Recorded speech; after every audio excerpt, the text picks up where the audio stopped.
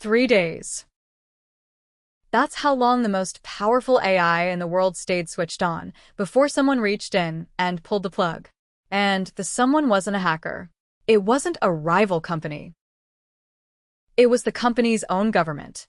In June 2026, the AI lab Anthropic launched 2 brand new models, the best it had ever built.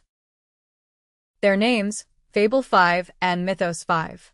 72 hours after launch, a single letter arrived. And both models went dark. For everyone on Earth, all at once. Not because they broke.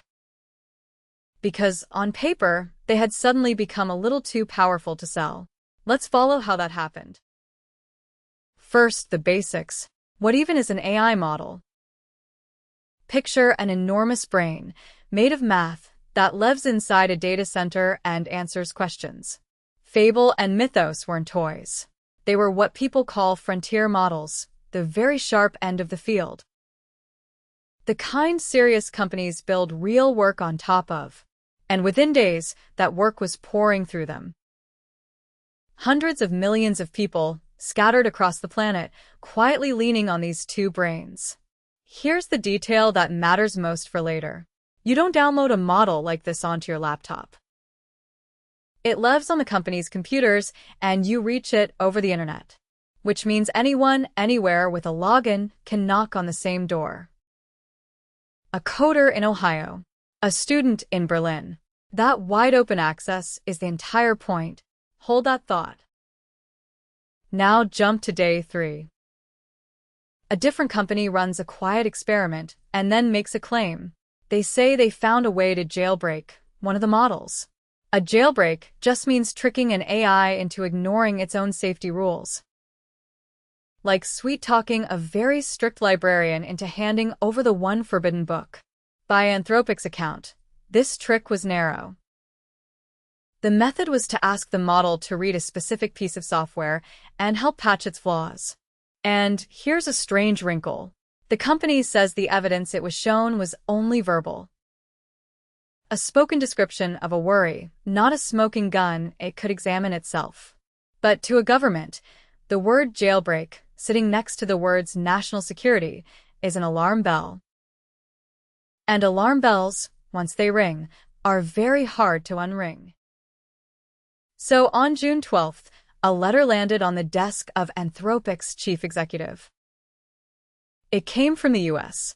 Commerce Department, from the secretary himself. The order was short and very heavy. Fable 5 and Mythos 5 were, effective immediately, placed under export controls. Export controls. That's a phrase normally reserved for things like fighter jet parts, advanced computer chips, and machines you could use to build a weapon. In other words, the government had just dropped a chatbot into the same legal box as military hardware. A brain made of math, reclassified as a strategic weapon. There's an official name for that box. Dual use. Something useful in ordinary life, but dangerous in the wrong hands. AI had just been moved inside it. Now, what did the order actually demand? 2 things. First, these models could not be exported anywhere outside the United States. Second, and this is the sharp one, they could not be made available to any foreign person, even one standing inside the United States. Not a visiting student. Not a foreign engineer at an American desk. So picture the model's users spread across a world map. Americans on home soil, allowed. Everybody else, everywhere else, forbidden. Now, if this were a physical product, say, a crate of chips, compliance is easy. You just stop shipping the crates abroad. The ones already at home keep moving. But a frontier model is not a crate. It's software sitting in the cloud that the entire planet logs into through one single front door. And that one fact changes everything. Picture that front door.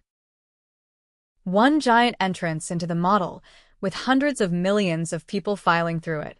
Now you're ordered. Let the Americans in, keep everyone else out. Sounds simple. It really isn't. A login doesn't reliably reveal someone's true nationality. People travel. They use VPNs. Nobody checks a passport at a web address. So to be 100% certain that not a single foreign person slips through that door, there turns out to be only one move that actually guarantees it. You switch the whole thing off. For everyone, the foreign engineer and the loyal American customer standing right beside her. The very same kill switch. And that is exactly what Anthropic did. To obey a rule aimed at foreigners, it had to yank its single best product away from absolutely everybody. Now step back and feel the shape of this whole thing. On one side of the scale, one narrow, disputed trick shown only in spoken words. On the other side, two flagship models, hundreds of millions of users, switched off across the entire world. A feather lands on the scale, and the whole thing tips over. This is the strange physics of software. It costs almost nothing to copy, so a great model can scale out to the whole planet in a matter of days. But that blade cuts both ways. Whatever can reach everyone instantly can also vanish for everyone instantly. One launch built it up. One letter tore it down. We recall faulty cars all the time, sure. But a car gets recalled one driveway at a time. This was a live AI, in millions of hands, recalled in a single click. So, why on earth would anyone treat a helpful chatbot like a missile? Here's the logic, whether or not you end up buying it. A genuinely capable model can write code, hunt for weak spots in software, and plan out complicated tasks. Skills that help an honest researcher, and in theory, help an attacker just as much. Governments already fight a quiet war over the chips used to train these models. Blocking the chips, but not the finished brains, started to feel like locking the front door and leaving a window wide open. So the frontier model itself gets treated as a strategic asset. A bit like enriched uranium or stealth technology. Something a state would rather its rivals never get to touch. And that births a brand new tension.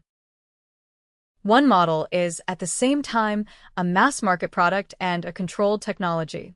Sell it to the world, or guard it like a secret. You can't fully do both. Anthropic complied, and it complied at once. The models went off, but the company also made its disagreement extremely public. Its argument, in plain language, a narrow and proven trick should not be enough to recall a product that hundreds of millions of people depend on. It called the whole episode a misunderstanding. The government's side is simpler to state. If there's any real chance a frontier model could hand a hostile power a brand new weapon, you act first and argue about it later. And notice this.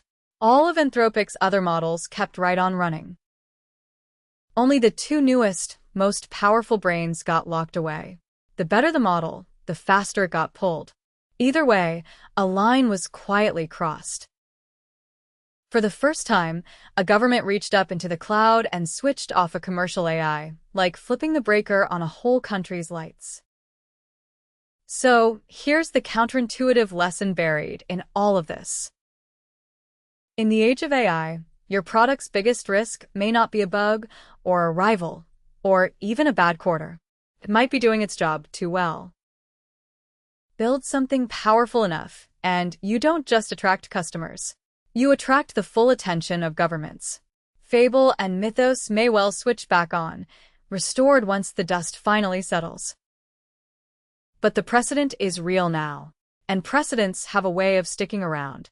An idea made of math, switched on for 3 short days, and switched off by a single letter.